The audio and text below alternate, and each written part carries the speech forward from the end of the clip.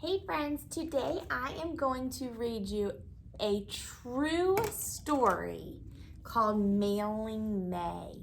And we are going to work on cause and effect. So you should have already printed out the worksheet attached or copied down what was on Schoology. Today we're just gonna do the first two, okay? So there are, I think there's two more that we'll work on tomorrow, but we're gonna do the first two together. But before we even talk about cause and effect, I just wanna tell you a little bit about this book, okay? So on the back, I'm just gonna read you what it says on the back. Nowadays, it's no big deal for a girl to travel 75 miles.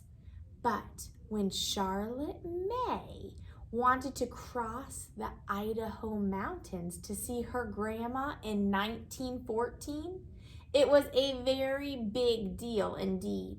The railroad was the only way to get her there, and a train ticket would have cost her parents a full day's pay. So they would have to work a whole day just to have enough to pay for her to go visit her grandma. Here is a true story of how May got to visit her grandma thanks to her own spunk, her father's clever plan, and the U.S. mail.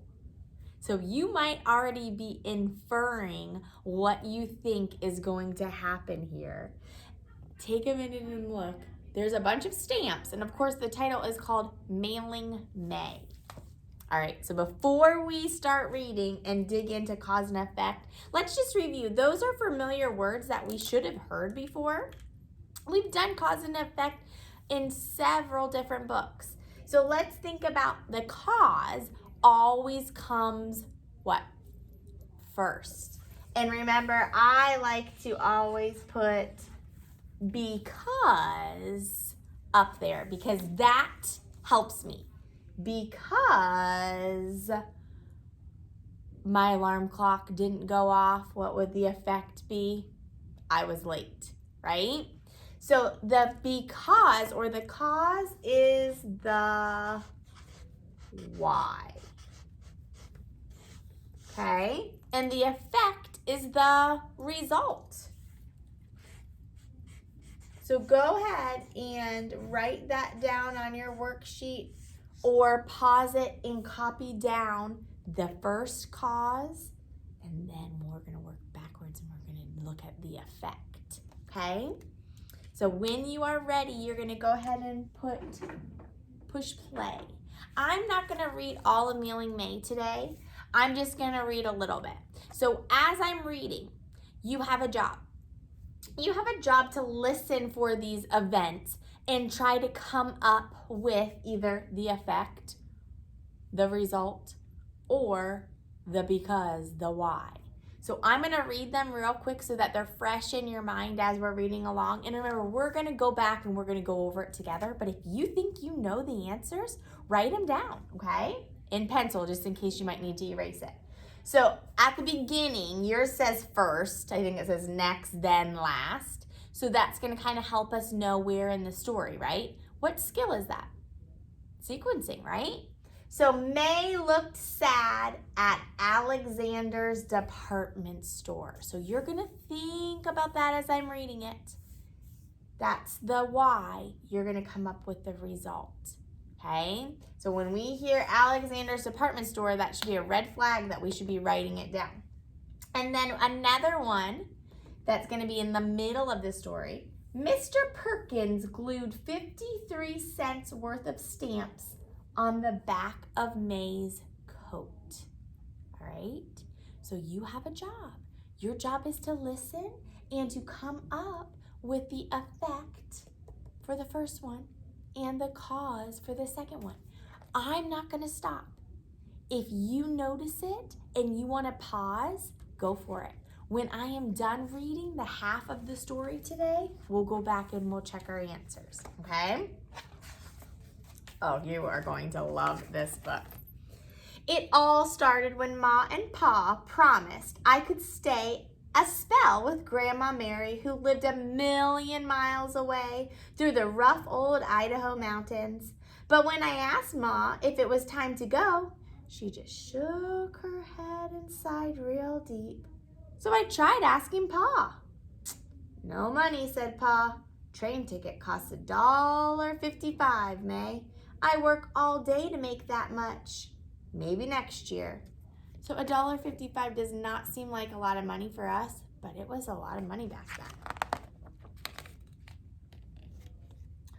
But I just couldn't wait a whole year. So the next morning when Ma bundled me in my heavy coat and sent me out to play in the snow, I made a beeline for Alexander's department store. Mr. Alexander called his hello from atop a ladder. "I need a job," I said. "I need money for the train." Mr. Alexander smiled as he stepped down to the floor. "A job, is it? I wish I could hire you, May, but all the jobs around here are for grown-ups, like counting money and lifting heavy cartons." I must have looked mighty sad because Mr. Alexander reached for a jar of peppermint sticks. The sweet wintry taste didn't do much to cheer me up as I slogged my way home. Vocab word, slogged. Not through mud, but what do you think she's slogging through? Snow. Right, don't forget. Pause it if you think you know. Things got worse when Pa came back from work that night. He and Ma commenced to whispering and peeking at me off and on. Commenced. Another one. Started whispering. Then they made me go to bed awful early, which I did not like at all. Next morning, Ma shook me awake while it was still real dark. I was puzzled to see Pa's little traveling bag packed and standing by the door. When I asked where he was going, Ma only smiled and said, "Eat your breakfast."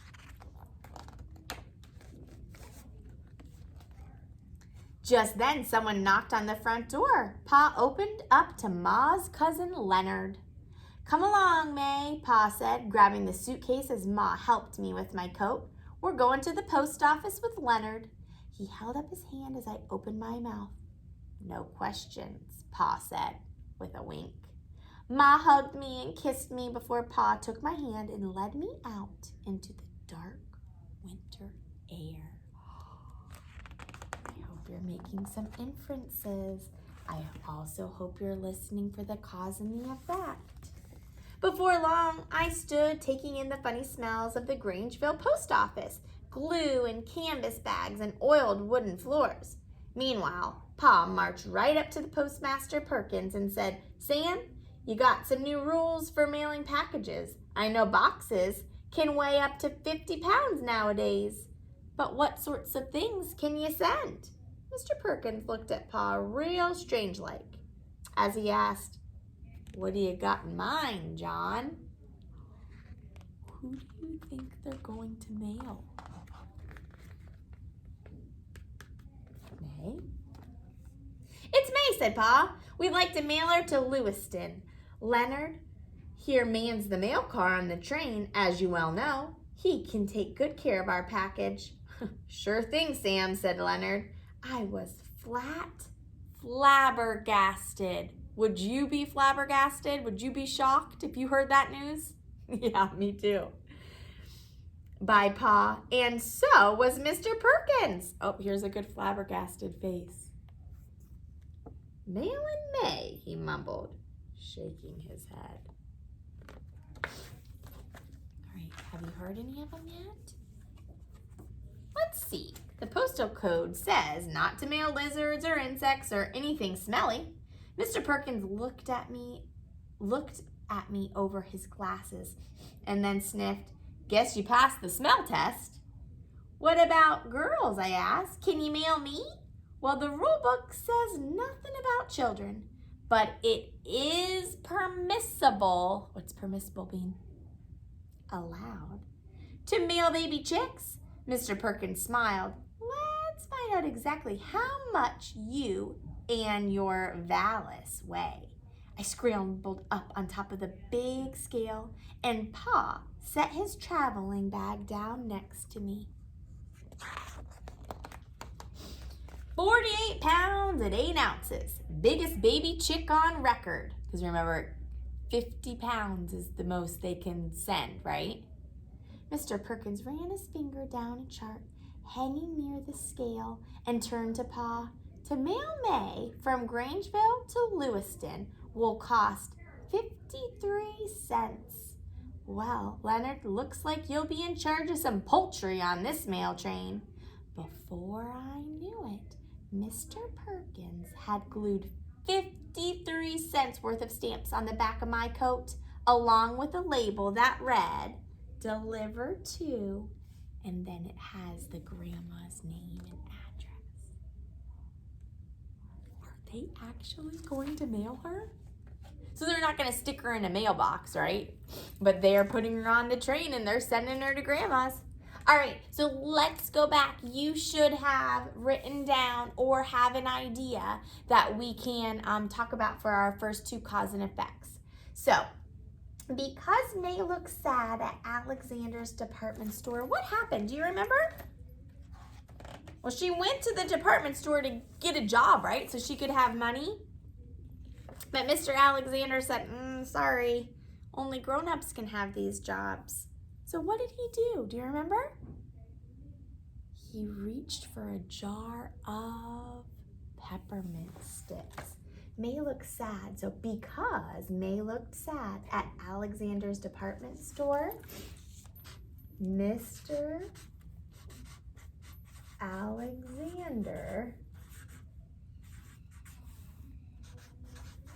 reached for a jar of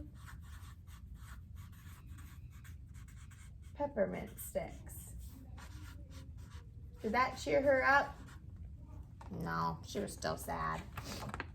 All right, so then think about the next effect. We have to come up with the cause, the why. Why did Mr. Perkins glue 53 cents worth of stamps on the back of May's coat?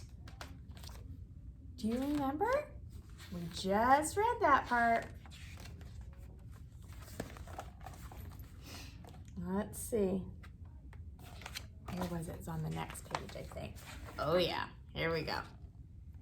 48 pounds and 8 ounces. Biggest baby chick on record. Mr. Perkins ran his finger down a chart hanging near the scale and turned to Papa. To mail May from Grangeville to Lewiston will cost 53 cents. Well, Leonard, looks like you'll be in charge of some poultry on this mail run. So he glued it on because what? She got on the scale and weighed, do you remember? 48 pounds and 8 ounces.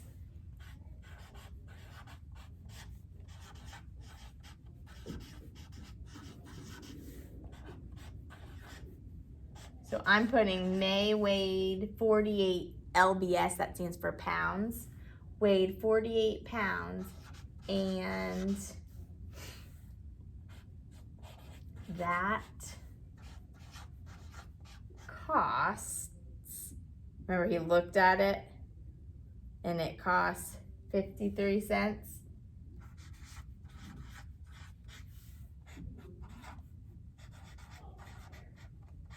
So because May weighed 48 pounds and that cost 53 cents to mail, Mr. Perkins glued those stamps on the back of May's coat. All right, so hopefully you have those two or something similar for your cause and effect, all right? So we will read the rest together tomorrow and you will be doing the rest by yourself. All right, bye. See you tomorrow.